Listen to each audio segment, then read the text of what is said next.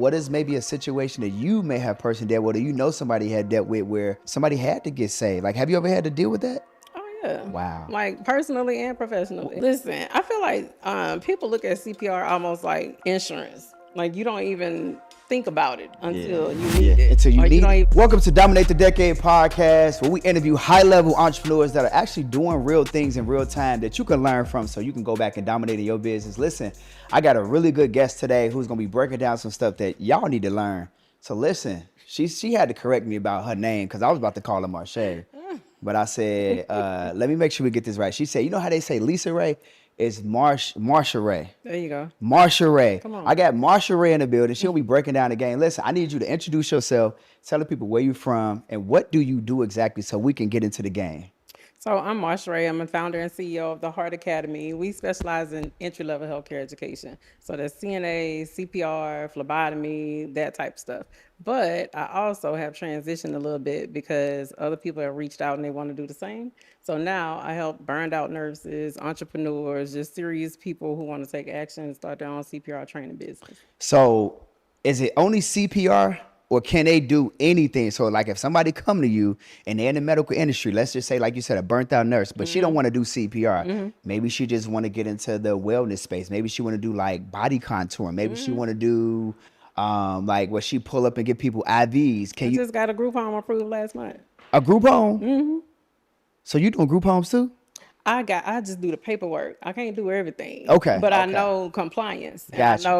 I know what it needs to say. Got you. So I just do the paperwork. And they Okay. pay me for that. So somebody is probably, let's just say they watching this and they saying, all right, cool. I want to make sure I understand. Can she help me? So what would be the ideal individual who would come to you to get some assistance and get some help? What would the ideal person look like?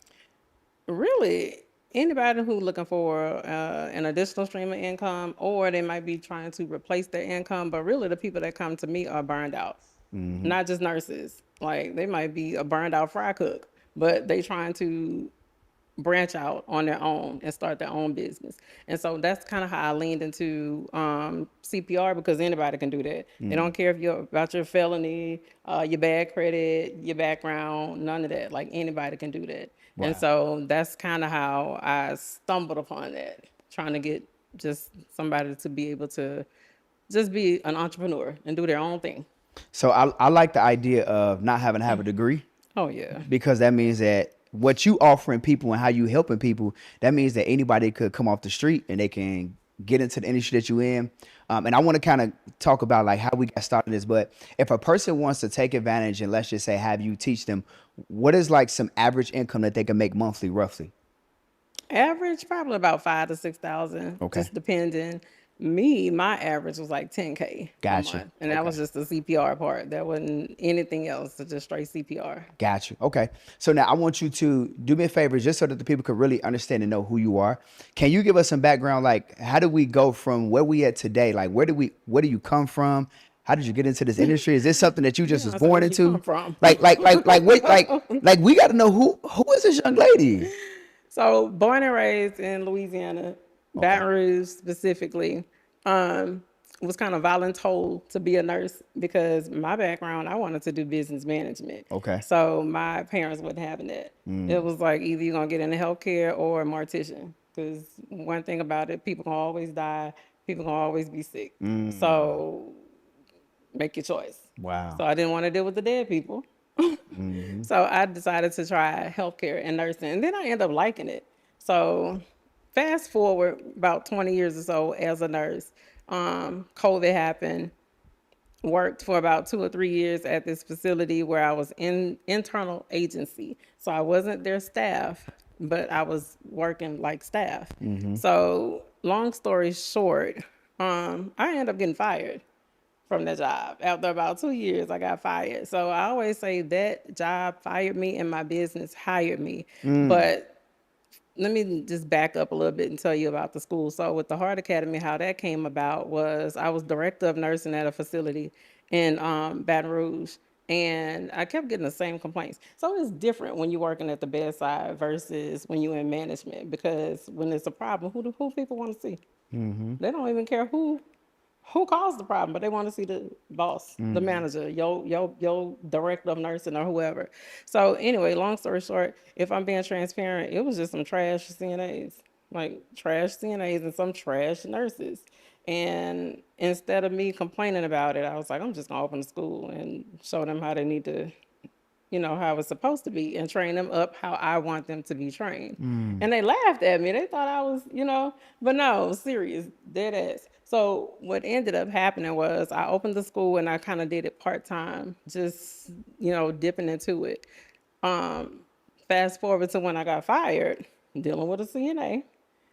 Um, First 30 days, I had made 32,000 in my own business, just doing my own thing. So I'm like, man, I should have been stepped away, because I haven't been on a job yet that paid me over $30,000 in 30 days, regardless of the overtime or anything. So that that was the genesis of that. And so here we are today, me trying to show other people how to do it, because they be asking. But it does get overwhelming. And then I opened during the height of COVID. Yeah, So it was tough, but now I'm on the back end of it. We're getting it. that's good. Yeah. And so it sounds like mom and dad were in this healthcare and or in that space, and they kind of was like, you gonna do one or the other, and you was like, I'm gonna listen to y'all, and I'm like, so did you go to college, or you just like, I'm just gonna go straight into this? Yeah, I went to college. I graduated from ULL, which is the University of Louisiana in Lafayette. And did the graduation, the degree help you with what you're doing? Like, did it help you with that? It did. Okay. It did. So the healthcare background is definitely helpful. But what I will say is kind of how you were. I watched you on an interview a couple days ago, and you were saying that people see the front end, but they don't see the back end Yeah. of what you be doing. So when people reach out to me, especially for the CPR, they think, oh, I just go get a certification and boom, like abracadabra, and we making money. Yeah. And that's not how it happens. So I tell people they don't understand that CPR is really not like an emergency healthcare business. It's really a marketing business. And so I try to explain to people that you got to understand what business you in. It's just like it's like a barber. A barber not around here selling haircuts. The business that he really in is confidence building. So it's the same thing with CPR. It's not like a healthcare business. It is a marketing business. I would say I do about 80% marketing and 20% teaching. So it's So like when a basically. when a person comes to you and they decide to, like, just say, do what you do, what are some of those first steps that they need to do in order to like start, whether it be CPR, whether it be, CNA, just CNA, phlebotomy. phlebotomy, whatever it is, like what does that process look like for a person to get into your industry, get into your field? I will say first off, and I know this gonna sound cliche, but I'm going to say they have to have the mindset. Like they got to be built for it, because as soon as they get a no, and they will, because nobody really get approved by the state on their first go around. Okay. As soon as they get that no, they're gonna tap out. A no to And what exactly? Who's saying to yes or no? Louisiana Department of Health Okay, so what? or So the what if Board I'm of in Regents. Texas? Just the Texas Board of Health, they may tell me no, I can't do this. So then I just got to keep applying or keep. You gotta tweak whatever they tell you to tweak. Okay. Like it is heavily based on state regulations and federal regulations. So they got to come in with the right mindset and not quit. And then from there, they got to be ready to like go to work, because starting out, if you don't have a lot of help, it's a lot. Like you got to wear all the hats. And when I started out, I did everything from marketing to mopping. So Yeah. like you got to wear a lot of hats, and you got to be ready to, people think, or it's a misconception that when you quit your job and you want to be an entrepreneur and I'm gonna make my own hours, and your Yeah. your own hours is 20 hours a day sometimes. Yeah. So they got to be ready to put in their work. So it sounds like to me you're saying, okay, well, yeah, you may be leaving your job, but you running your own business. But it sounds like to me you're saying, although you're running the business, you got to work your business like it's a job too, Absolutely. right? Absolutely. And honestly, I wouldn't recommend that anybody quit their job when they first start out. to me, your job or your W-2 is like your business partner. Okay. So I use them people. I ain't even gonna lie. Like I use them people. So I learned all the skills, like management skills. I know how to hire, how Yeah. to fire, how to communicate. Like I learned all that from them people's job. All right. So for the person that's listening right now, what is the first thing that they need to do? Let's just say they see this and they inspire right now to get started. What is the first step that they need to take in order to get into this space? Call me. Just call you. Yeah. Okay. Send me a message, marshameansbusiness.com. Yeah, Okay. Okay. that's the first step. Do that. Okay. All right. So now let's just say if a person saying, "Well, I don't want to talk to you." So give me some game on how do I get started? Is there any website that I go to? I just want to try this. I just want to like get some. I just want to see some documentation. I want to kind of go through the process. Is there any steps that you could give a person? Are you speaking specifically on a school or which like Like a let's certain just say if I wanted program? to get. Let's just say if I know that I don't have to have a degree. I don't have to have a per se certification. I can So have a background to get started. Like how can I get started? Even if it's one of the minimum things. let me just preface this because with starting your own CNA training program or phlebotomy, you do have to have a degree. Okay, cool. And you do have to either have a nurse manage, or when I'm saying a nurse, I mean a registered nurse, like a RN. You either have to have them manage it or you have to be one yourself. So Gotcha. I don't wanna put it out there like Okay. just anybody could do it. But Okay. as far as CPR, anybody can do it. Okay. And I had this framework that I use called the CASH method. So I like acronyms. So CASH is an acronym. The first thing you need to do is certify, meaning go to American Heart Association or Red Cross, but I recommend American Heart. Go to American Heart Association, get your BLS, which is Basic Life Saving Certification, as a provider, because you shouldn't be trying to teach anybody CPR if you don't know how to perform it Okay, first. there we go. So once you get certified, then you take an instructor class and get your instructor certification. So that's your C. That's good. A is get your equipment or assemble your tools. That's what it stands for. So your equipment, your rosters, all your things. If you want a location, you don't have to have one because it could be mobile. Like you can pull up to the nursing home or the church or the daycare or whatever. So assemble your tools and do everything you need with that. S is secure clients. So you got to get out there and market and tell people what you do, get some of these contracts, etc. good. And then H is host the class. So it's just that simple. So certify, assemble your tools, secure your clients, and then host your class. It's just that simple. And so if a person is deciding to host a class, what do you mean by host a class for clarity? Are they hosting the class to, let's just say, practice what they're going to do, or are they hosting the class to teach other people? To teach other people. Okay. So they are teaching other people So CPR. so they will be a CPR instructor. Correct. And they'll make money off of instructing people on how to be a CPR. Okay, I get it. Correct. That's making Correct. sense now. See, I'm learning too. Like I'm not Yeah. like I'm asking these questions because I'm just like them. Like I Yeah. don't know. And so I'm asking so that way I could gain clarity too. So you saying somebody could get into the CPR industry without any real, let's just say, certifications. They just need to kind of Correct. go through the process. You really only need to be, and I'm speaking on American Heart Association, you need to be 18 Okay. and know how to perform CPR. That's it. So can you save somebody's life and can you teach somebody else to do it? That's good. That's pretty much it. Like I said, they don't care about your background. They don't care about your driving record, your credit, if you were a felon or anything like See, that. that's good. All they want to know is can you save somebody's life and can you teach somebody else to do it? It's crazy. And this is like a multi-billion-dollar Yeah. industry, by the way. I was scrolling on social media literally yesterday, and it was two little boys. It was so the mom had went and she let the teenagers watch the kids. Mm-hmm. You know the teenagers ain't paying attention to nothing. They doing their own thing. But the two little boys was in the backyard, and one was on like the younger brother was on like a little floaty in the pool, Mm-hmm. and he fell off the floaty, and he couldn't swim at all. Wow. So now the brother is just there. He like 9. He just panicking because he can't swim. So he trying to like reach, but he can't reach. And it was like Yeah. the boy was under the water for like 2 minutes. Oh, wow. And so then it was like he heard it was a guy walking past the fence. He heard the guy like the kid screaming like. So then he came and he jumped in the pool and he did CPR. Now, I don't know if he was certified. I don't know if he really knew. Listen, in that case, you don't have to. Just pump on their chest. Like in that case, and you can mess some things up, but it's better to at least try than not do anything. Yeah. So I would at least recommend just start. Like just pump Yeah. on their chest. If you don't want to put your mouth on them, don't do that, but you can still pump on their chest. Do you got to put your mouth on folk?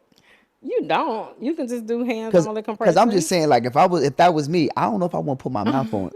You know what I'm saying? Like, I don't know if I want to put my mouth on somebody. You don't. You can do hands only. You Okay. can do hands only compressions, or they have like little keychains where they have like the little mouthpiece Yeah. where you don't have to be mouth to mouth with a Yeah. person. Yeah. But aside from the money piece, like aside from the finance piece, like situations like you just mentioned, I feel like Eric, you know how to do CPR? I do not know how to do CPR. Why not? This is why I'm asking you. So, in just in case if I get in a situation, now I know I ain't got to put my mouth on somebody. You got kids, I right? do got And you kids. have a spouse, right? Yes, I And do. you have family and friends, right? Absolutely. So why not? So everybody should know CPR, right? Now I Absolutely. put my mouth on my family. I'm talking about a stranger. I know what you If I'm mean. if I go if I see somebody drowning right now, I just don't know. Listen, I feel like people look at CPR almost like insurance.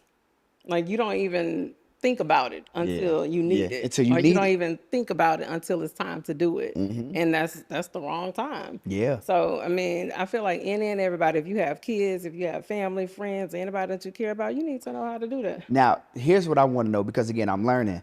Is there different like forms of CPR? And what I mean by that is like, okay, so let's just say there's somebody in some water, then they got to get pulled out, and then you got to lay them down.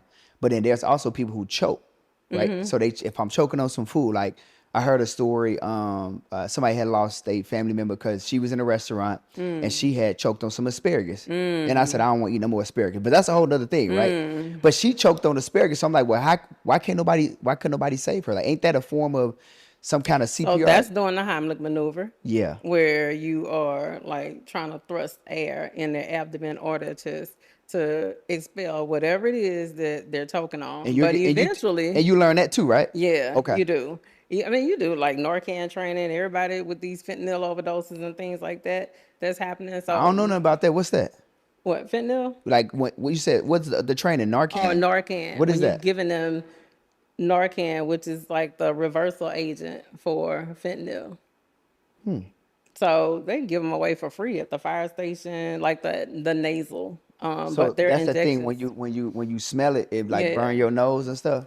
Now I don't know if it burned their nose or whatever, But but it makes you want to wake up. It makes you like it just yeah, it reverses, or it's supposed to, because it don't work for everybody. Sometimes people still pass away, wow. but it reverses the effects of opioids or fentanyl in particular. And so I don't know why, like CPR has really been my ministry in these last 2 years or Wow, so. that's good. Because I'm hearing all, even with what was that guy name? I think it was Rich Homie Quan or somebody, and you're listening to the 911 call, and they're trying to coach the young lady through CPR. Although I mean, it may or may not have saved him. It sounds like he was probably already gone, but I wouldn't want to be like in hindsight wondering what if, or I probably could have Yep. if I would have knew what I was doing. You Yeah. know what I'm saying? So Yeah. I think right now people just chase what's sexy right now, like the sexy businesses, like the Yep. credit and the funding and all the things. Yep. But if in the event of an event at that moment, do you wish you would have knew how to repair credit? Yeah. Right. Right. Or do CPR. Right. So that's I don't know. I just been on that so heavily Yeah. lately What's because I've lost close people to See, and fentanyl I was gonna overdoses. ask you that, like, what is maybe a situation that you may have personally dealt with, or somebody had dealt with where somebody had to get saved? Like, have you ever had to deal with that? Oh yeah, Wow. like personally and professionally. What is that experience like? What did you have to do? What was that experience like? Did it change something in you? Like, how does it? You know what I mean? Like, When it's your family, and I've never had to code of when I'm saying code, I mean like perform CPR, but I've never had to do that with a family member. But my neighbor, I've had to, and she actually accidentally backed over her daughter. The little daughter was like maybe 2 or 1.5 or whatever, and she didn't see the little girl come outside and ran wow. over her and tire print across her chest. But that little girl, we had to do CPR, and she lived. But multiple patients, like, and I don't think this is spoke on enough when it comes to healthcare workers and nursing in particular, because we talk about burnout, but I don't think people go into depth with why we're burnt out or what it is. Speak on it. It is mentally and emotionally challenging when you have to perform CPR on a patient and they don't make it. And then you got to go across the hall and act like nothing ever happened and go work on your other patients. Or after we bag them and tag them, somebody else is in this bed 10 minutes later. As if Wow. a patient didn't just sit here and die. Like that type of stuff is mentally and emotionally draining. But I will say I have saved more than I lost with CPR. So anyway, that's my. I'm just so heavily hyper focused on that right now. That's So good. I feel like listen, you got So to learn that. you know the saying, you doing the Lord's work. You're really doing the Lord's work. You Yeah. know that, right? I do. And I tell people like anybody have the ability to give life. Like you don't have to have female parts to give life. You know what I'm saying? Yeah. Like anybody have the ability to save somebody's life. That's good. So and then one young lady came in my Instagram and she was in the chat and she was like, y'all should be doing this for free. Like, why would you charge somebody to perform CPR and save their life?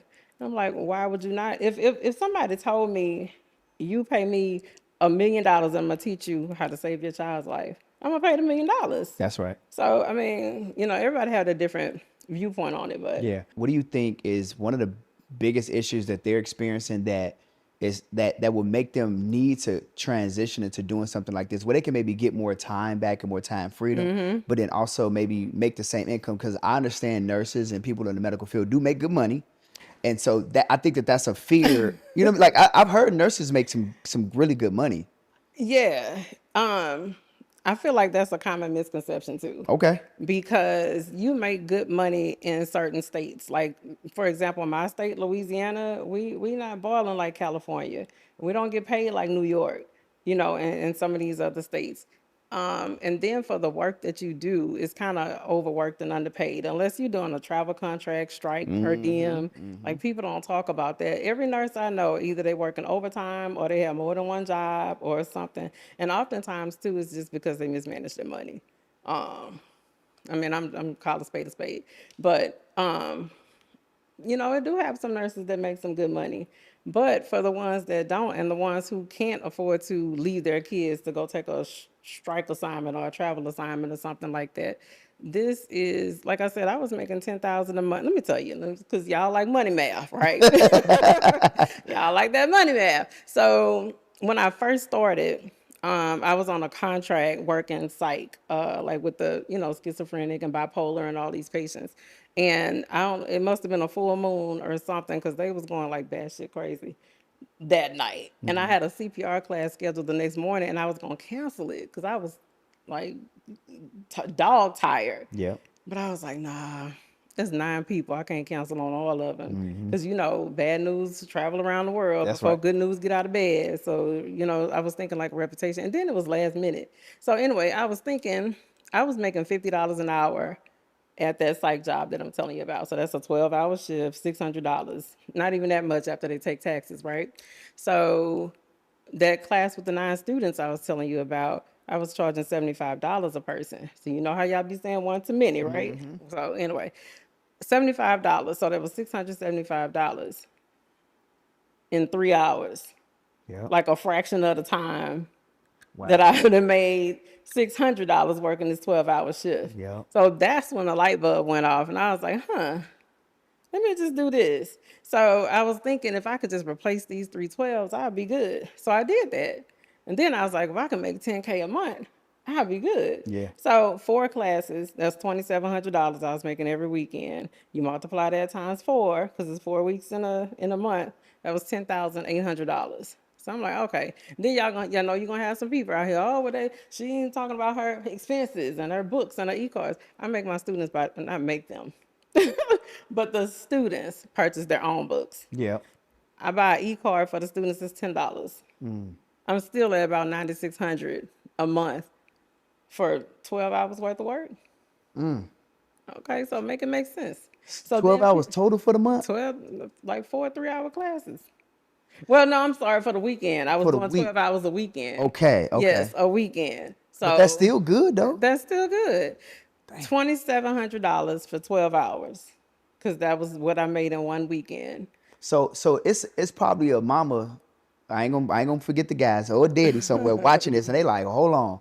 So you mean to tell me I could work 3 days out of a week? Let's just say if you did it, if you make $2,700 on the weekend, somebody could maybe work maybe Friday night, Saturday, Sunday, because most people are off they job on the weekend, so you don't want to inconvenience somebody. So if they work those 3 days, they can make $2,700 and they make $10,000 for the month. Then somebody could technically do this part time and make 3 times what the job is normally paying you to work 40 hours a week. Right.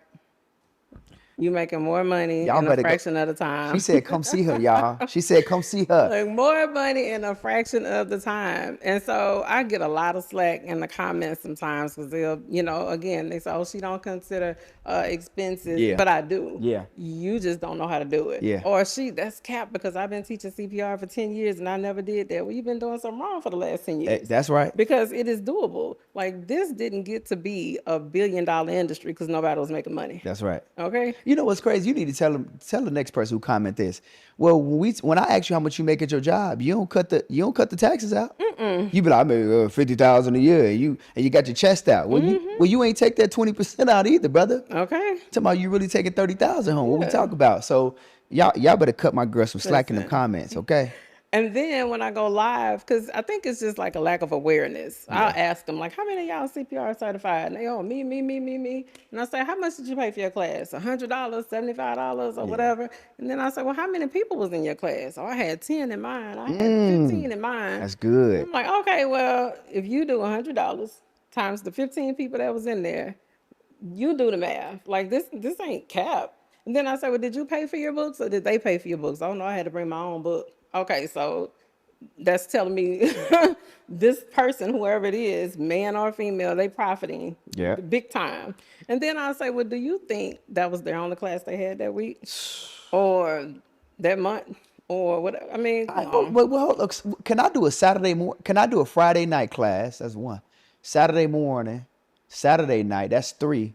Sunday morning. Even if I just want I could really do 4 classes in a weekend. Really? I do classes during the week too, just because like daycare centers, the people can't leave the kids. So we go to the daycare center, provide the class, and they be done. And then I'll send them a little class, the theoretical portion, they can do that online. That way, when I get to them, all we doing is check off on skills. That's 30 minutes. Yeah. 6, 7, 8 people. Hold on. I done made like $500 in 30 minutes. I got a good question. Yes. For CPR, is there CE classes that they got to take? Yes. So you got to continuously educate yourself, and then do the people have to recertify for CPR Every 2 years? So the daycare owners have to, like daycare owners and stuff, they have to every 2 years. So you really got reoccurring revenue. Absolutely. Oh Yes. hell no! So I don't even market anymore. Like if anybody look at my social or whatever, you might see me do an instructor class, and that's a whole nother bag because now I teach instructors. So instead of me charging 75 or 100 a person, I charge $575 a person. Right. So I told somebody that was asking me the most that I've made teaching CPR, and I was like 3,500 for 4 hours. Yeah. But I was teaching instructors. Correct. So the bag is different. And then there's another opportunity if you want to do ACLS or which is more advanced. Okay. Or working with NRP like newborns or pediatrics. Like it is levels to it. Wow. And then when you get in that corporate space, that's a whole nother bag. That's a whole. I don't know. I know earlier I said I don't want to do no CPR. Nobody. I know this money sounding. This sounding pretty good. Now this is You good. get in that corporate Now space. is that how you made 32,000 in 1 month? Is that how you made? Oh no. That was doing something totally That different. was the CNA. Okay. That was before Okay. I even started dealing with CPR. Got you. Yeah, that was CNA. But that was like work, and this Yeah. is like less work. Absolutely. So in this industry, what is the best month you've had so far in this industry? About 12,000. Okay. Just part time. And that ain't even no real hours. Okay. Yeah. That's good. That's Yeah. good. Okay. Man, y'all heard. Listen, CPR. Let's get into it. Now, if a person came, what is there anything else that you could couple up with CPR that they can also that a person can also learn? Like, let's just say if they say they don't want to only do CPR, can they do IV hydration? All that. And you can teach them all of this So stuff. several of my mentees own other businesses. Okay. And a lot of them came to me to couple with their other businesses. There we go. For example, one young lady, she owns a nanny company. which I'm like, nanny. Okay, cool. Well, whatever. But it makes her more marketable. Yeah. She has a great reputation. She teach babysitting classes and provide the CPR to her staff. That's good. And so now, like, she stay booked out. She stay booked out. Another young lady does background checks, fingerprints. Another young lady has a drug testing company. And so they add CPR to all of that stuff. And then the lady with the group home too, who I got approved Yeah. last month. Wow. Yeah, she offers CPR services too. So it couples with a lot of things. And then too, Dion, you got to think about it. Um, I heard a lot of people saying something about saturation. That was in the comments too. It's saturated. Yeah. It's saturated. Yeah. How many people on the planet? 8 billion. Okay, there's 8 billion heartbeats, right? That's right. Unless they do not resuscitate, you got 8 billion people that's a potential customer or client for you. What's a do not resuscitate? Like let me That die? means let me die. Yeah. Somebody sign up for that? Yeah. Oh no. Like give away my organs or let me keep my organs. Just let me I mean, die. you have some organ donors, but That's some people, interesting. you got to think they've been suffering with cancer or something Okay. like that, or they on hospice, or, and they don't want to go Yeah. through that trouble. So you do have some people that's like, do not resuscitate. Mm, But aside from them, anybody with a pulse is your potential customer or client. yeah. So how can this be saturated? That's good. Like, make it make sense. That's good. I like it. Yeah, This man. is interesting. This is like when I say you taught me something today, you taught me more than something. I had not a clue. Like I understood you was in the medical space, but I didn't know Yeah. exactly what it was and Yeah. how you were helping people. You really are doing the Lord's work. So I got Absolutely. two final questions for you. One is, what is something that I did not ask you today that you want the people to know about you? About Yep. me, that you did not ask, because you asked some good questions today. Yep. Like you did get to the I, get to the meat. listen, we gonna get straight to it. You got to the meat and potatoes. I'm still outside. Like I'm still doing the dirty work. Like I still answer the phone. Like somebody Wow. called the other day and was like, it's you." Like Yeah. you surprised me answering the phone. Yes, I still take my students to clinicals. Like I'm still rubbing elbows with the people. That's good. I just got. Did I tell you that? What? Maybe I put in the chat. I had got approved for that. It was $180,000 grant. Yes. Yes. Yeah, rubbing That's elbows and good. partnerships. Like you got to maximize some Y'all, partnerships. I need help. I need that $180,000 grant too. Put me on. Man, Put me on. I need yes, that. that's those partnerships. Listen, you got to get you some partners. That's good. But yeah, I'm still outside for real. So Like you still in the field, still still in the in field, the trenches, still doing the still work. in the trenches. And I think that's what makes a good teacher too. Yeah. Like I'm actually doing the thing in real time that I'm teaching you. It's not like I'm thinking maybe, but things could change. You still in the field. I'm still in the field, so I'm a practitioner for real. Exactly. Yeah, Yep. what that guys used to say. I'm a guru and not a guru. That's right. Yeah, That's so right. I'm a practitioner for real. So you can't come feed me no BS That's good. about what can and can't be done, because I do this That's for good. real. You do it for real, for real. Yeah. All right. And so my last question would be, what is one piece of advice you want to like leave the people with that can help them dominate in any industry that they're in right now? I feel like they need to learn what it is that they're doing. What I mean by that is like learn what your business is for real. It kind of touched back on what I was saying when I was saying CPR is not a healthcare business, it's a marketing business. Or car dealerships. They're not a car sales business. Yep. They're a finance and service business. That's Like you right. got to figure out, and then they make their money. The cars just happen to be their product. That's right. Or banks, for example, they don't just store your money or just, they're a lending business. Like you got to figure out whatever it is you do, you got to figure out what your business is for real. So as far as me teaching CPR, my business, I'm not just healthcare education. Our business is workforce development and giving people opportunities. That's the real underlying business. Yeah. So figure out what your business is for real and That's then go from there. That's good. That's good. I need you to let the people know how they can find you, and if somebody wants to come learn from you, what do they need to do in order to get in contact with you? I am Marsha Means Business on every platform. So Facebook, YouTube, Instagram, TikTok, Marsha, like Marsha, Yep. means business. And all Gotcha. they gotta do is shoot me a DM. And then they can check out my free masterclass too. They can click the link. Okay. I do a free masterclass weekly. Okay. I know what you told me. Like ramp it up before you even say it. Like Yeah, I know what you because said. listen, they're gonna be watching. They're gonna come to your class and it's gonna say Like fuel. I know what you So said, listen, but y'all. I need y'all to make sure y'all go follow for the family. Get with her. Get connected. She's hosting a free class for everybody. Listen, if you're watching this, go follow her on all social platforms. Click the link in her bio. Sign up for a free class and listen. Go to that. Listen, don't just go to the class and just be in there just to be in there. Go learn something and go apply it so that way you can make some money. Listen, this has been another episode of Dominate the Decade podcast. When we bring you these high level conversations, high level people doing it in real time, I need you to take what you learned today and I need you to go apply it to your business so you can dominate. And while you are dominating, while you're doing it, I need you to love on the people and keep God first. This is another episode. Peace out.